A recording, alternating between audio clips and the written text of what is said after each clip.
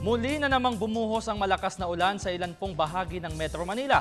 Ano po kaya ang dahilan? Alamin na natin sa report ng aming kasamang si weather lover Amor La Rosa, mag-uulat ng live mula sa Pag-asa DOST. Amor, magandang gabi sa iyo. Mula kaninang umaga nag-uulan hanggang ngayong gabi, hindi pa din tumitigil. Bakit kaya? Yes, magandang gabi Haji, magandang gabi Pilipinas. Ito na po ang latest sa lagay ng ating panahon. Wala na ngang bagyo anumang low pressure area ngayon sa loob ng ating Philippine area. Offers pero tulad nga ng tanong mo, bakit nga ba nakakaranas pa rin tayo ng mga pag-ulan dito sa malaking bahagi ng Luzon? Nako, dahil po yan sa patuloy na pag-ira ng hanging habagat o yung southwest monsoon.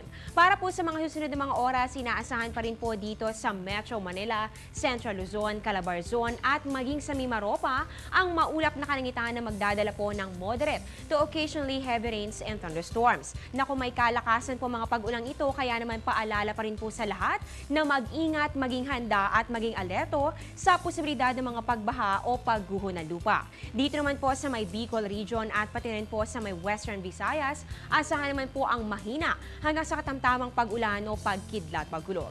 At para naman po sa natitirang bahagi ng ating bansa, asahan naman po ang bahagyang maulap hanggang sa maulap na kalangitan na may mga pulu-pulo lamang or isolated o kaya naman po ay localized rain showers or thunderstorms. Mga kababayan, may isang bagyo ngayon na nasa labas po ng ating PAR at yan nga po ay si Tropical Storm Tabuk. Dito po yan sa bandang silangan ng ating bansa. Ayon po kaya Mr. Samuel Durano, weather forecaster ng Pag-asa, sa ngayon po ay mali ang chance na pumasok ito dito sa ating PAR dahil ito po ay kumikilos pa north-northwest.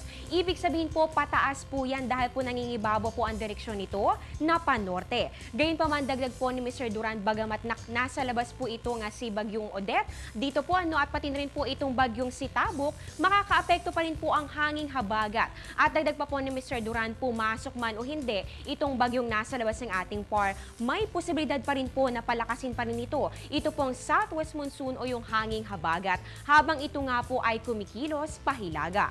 Maaring hanggang sa Miyerkules po ay maging maulan pa rin dito sa Luzon, lalong-lalo na nga dito po sa kanlurang bahagi. Kaya paalala pa rin po natin, magdala pa rin po ng payong at anumang panangga sa ulan para maging handa sa lahat ng oras.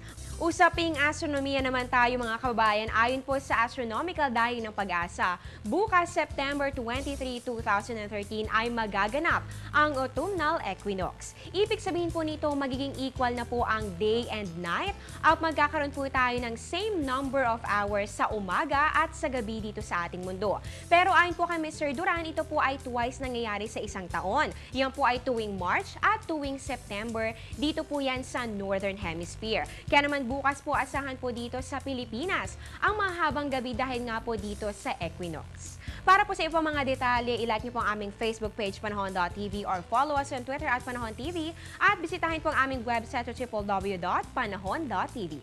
At yan ang latest mula dito sa Pag-asa. Abangan niyo po ang susunod na update. Mamayang alas 8 ng gabi, dito pa rin po yan sa Telebisyon ng Bayan. Kasama niyo po sa The Weekend News, ako pang inyong weather lover, Amor La Rosa, na nagsasabing ang taong handa at mahinahon, kayang lagpasan ng panahon. Magandang gabi po sa inyong lahat. Balik sa iyo, Haji.